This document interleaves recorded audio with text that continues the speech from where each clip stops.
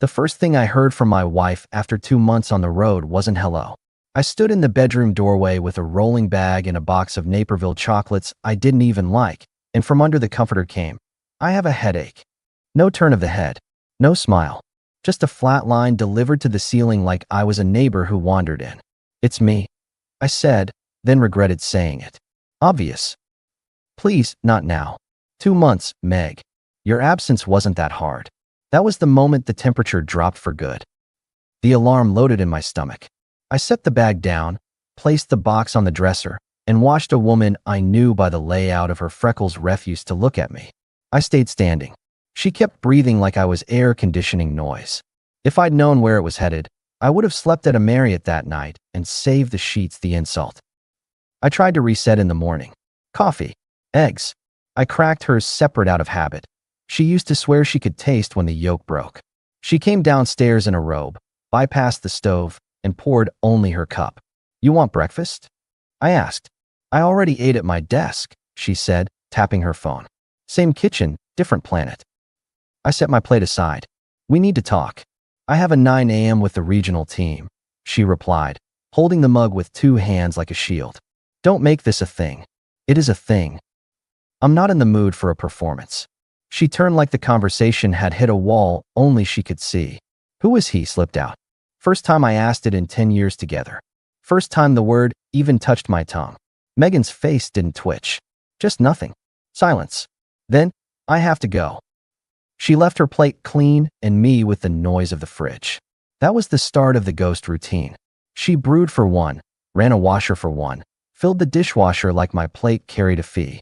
If my shirt landed on the chair, it became invisible. She moved through the house as if we'd signed a lease to ignore each other. It went on 4 days. We did the same orbit, the same quiet stomp the neighbors probably read as calm marriage. She spent evenings on the patio scrolling, answering messages with that tight grin you use on strangers.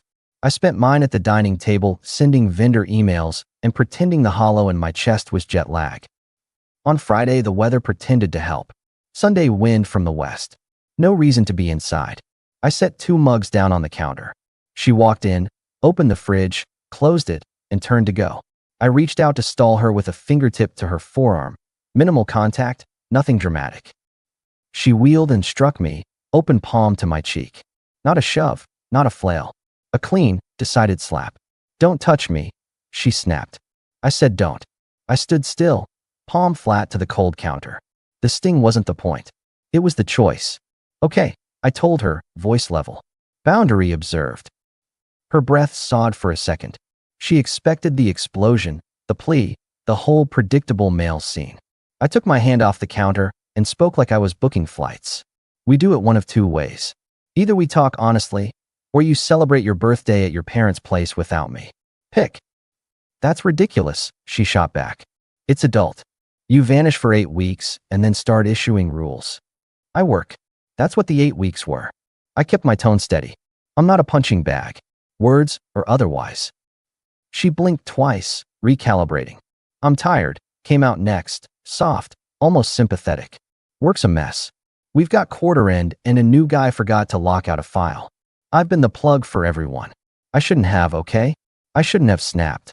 There it was, the flip to syrup. Her eyes went wet around the edges, voice lowered half an octave. She even stepped closer like proximity made it an apology. "Understood," I said. "I prefer honesty to theater." "Don't do that," she whispered. "Don't make everything a test. Then we'll talk tonight." "I'll try," she said, and kissed the air near my shoulder on her way past. Light, performative. The first soft mask. If it fooled me, I let it sit for an hour. Then I moved by my own rule. Stop waiting for warmth that isn't coming. At her birthday barbecue 2 days later, the yard looked like she had stolen a Pinterest board. String lights, 2 outdoor heaters, a cake that required a spreadsheet. Coworkers from Baxter and North filed in with bottles and compliments. I grilled and smiled and answered polite questions about travel as if my face hadn't caught a hand that week. Megan floated, laughing a microsecond too slow at every joke, guiding people like a host who needed it to look effortless. "You know Daniel's always gone," she told someone from HR with a tilted smile. "We work around it. It's a skill." I plated skewers and counted faces. The new names mattered. Which one was the gravity she'd been orbiting? Who carried more attention than anyone else?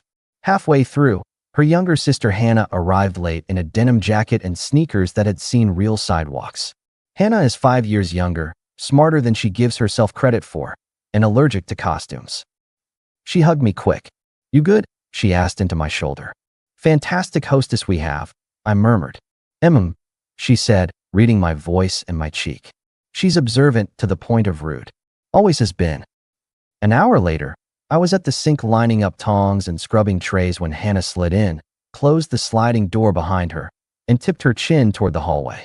"Kitchen," she said. 2 minutes. We stepped inside. The house smelled like citrus cleaner and foil. She kept her voice low. "I'm not here to stir anything. I'm here because you've treated me like family since I was 20, and I can't watch you get walked." "Okay." I borrowed Meg's phone to take a picture of the cake. A message popped up from Dee. It said, "I can't stop thinking about last night." She didn't dramatize it. She didn't exaggerate the letters. She just delivered it like a fact. "Dee," I repeated. "Devin." She mentions him too often, with too much casual. He's not her boss. He's close. That's my read. I rinsed a plate. Water ran. I kept my breath even. "Thank you. Do what you will with it," she said, eyes narrow. "But don't go off half-cocked and give her a story to sell." "I don't do half-cocked," I told her. Megan's laugh spiked from the yard. Someone shouted cheers. Hannah looked toward the patio, then back to me. "She's trying to look like the steady one. Don't hand her a reason to call you volatile." "I hear you." Hannah hesitated. "She's my sister. I'm not choosing sides. I'm choosing the truth. If I'm wrong, I'm wrong." "You're not the problem," I said. "You're the solution that hurts." She blew out a breath. "Then be surgical." I was. On Monday, I drove to Baxter and North at noon with a set of containers from a deli and a crisp white bag that said "delivery" in handwriting. The receptionist didn't blink, a guy in a button-down carrying lunch blends with office carpet. I knew the floor from Megan's Christmas photos. I knew the logo. I knew the door to the bullpen where badges were an honor system at lunch. "Order for Devin," I said to a woman by the copier. "Men's room," she said without looking up. "He's coming back." "Perfect." I leaned on the frame, waited 20 seconds, and watched a guy in a navy tie and the kind of hair that takes time exit. Late 20s. Jim Arms. He looked at the bag, at me, at the bag again. "I didn't order," he began. "Let's talk." I cut in and nodded toward the restroom. "Now." I wasn't loud. I wasn't threatening. I said it like a manager who's already set the calendar invite. He glanced around, confused, and followed because people do. We stood by the sinks. The hum of the hand dryer filled the space for a beat. I let him look at me. I let him measure whether I was selling insurance or trouble. "What is this?" he asked. "Question," I answered. "What do you have going on with my wife?" He started the standard script. "I don't know what." "Your options are simple," I said. "You tell me the truth, and we're done in 5 minutes. Or I walk out and email HR a summary of what you've been up to with a married coworker during business hours.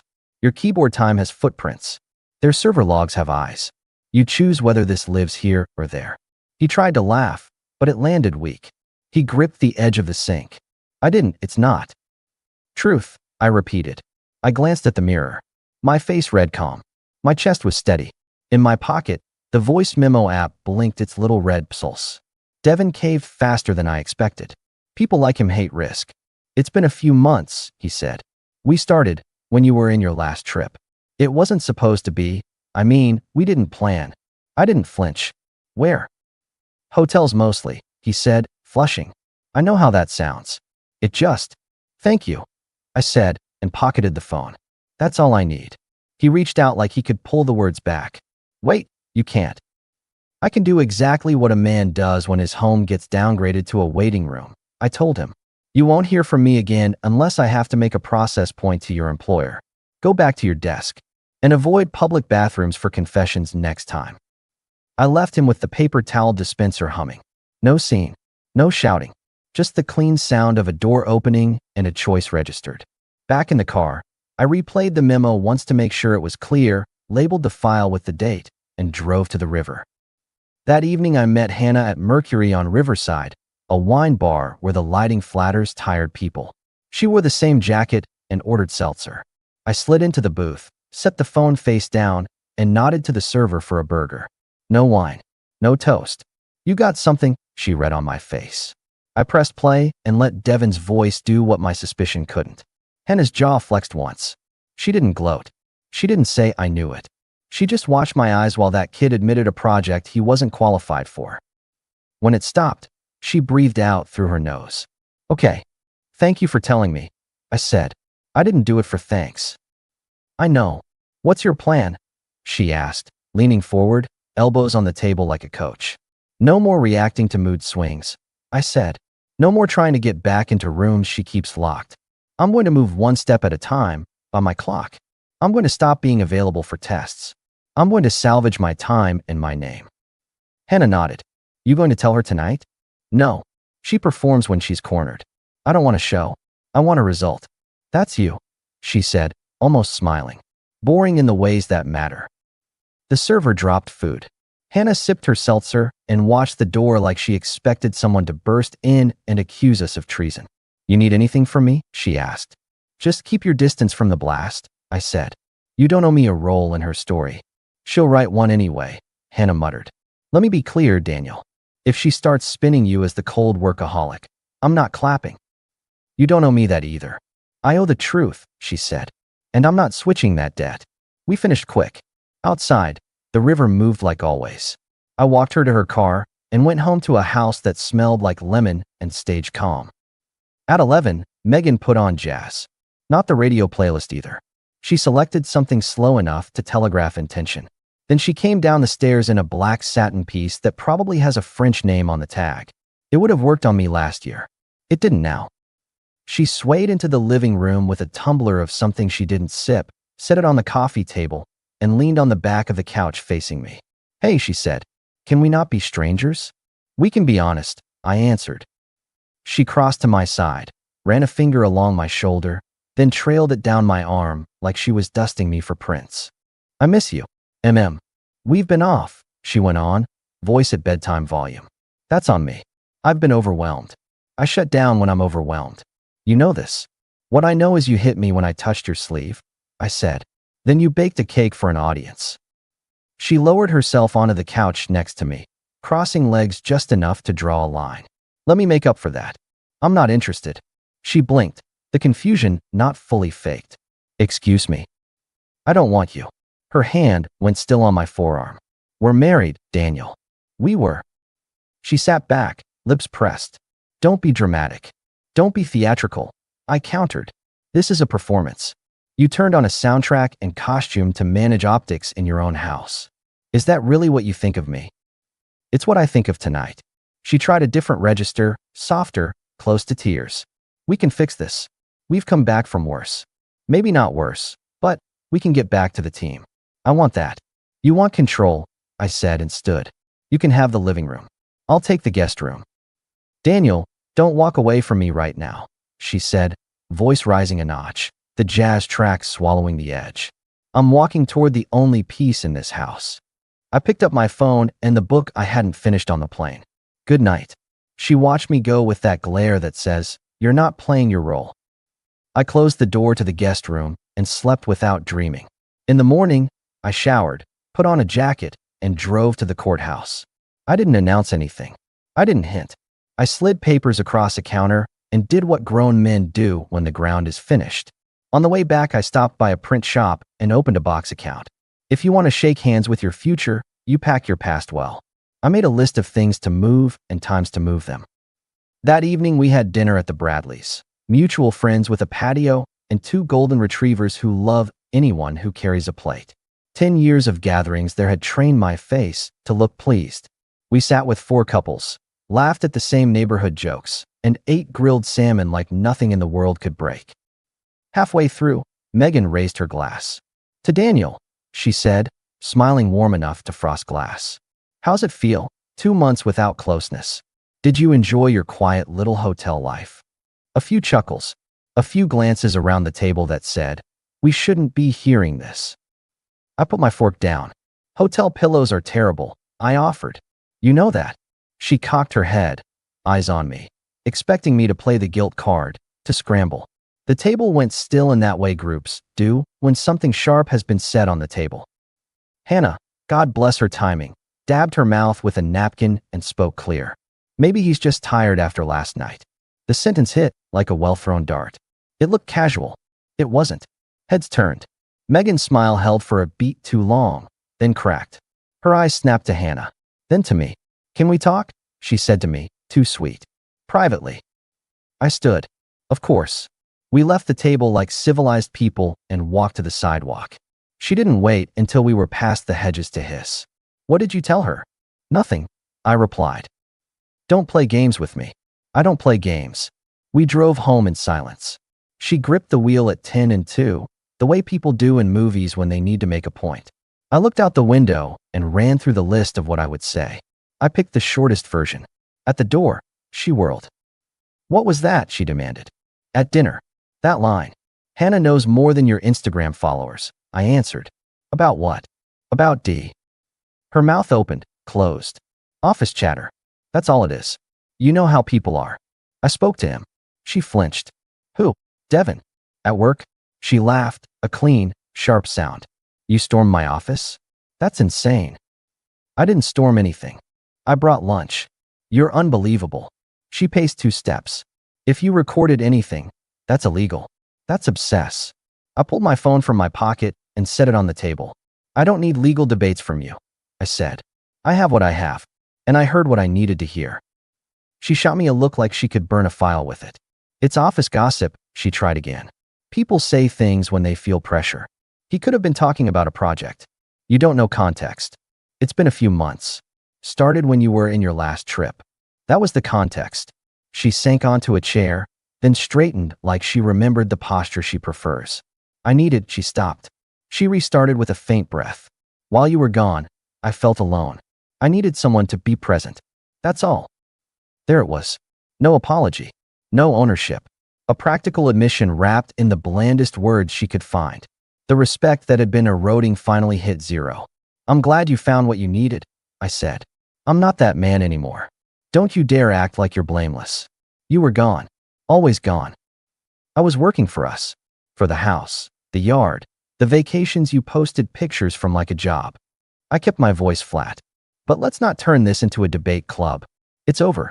You're not ending this, she snapped, riding the volume now. We can go to counseling. We can delete numbers. We can set rules. People recover. People do. I looked at her. We won't. You don't get to make that call alone. I already did, I said. The documents are filed. Silence. Not the comfortable kind. The kind that lands like a stamp.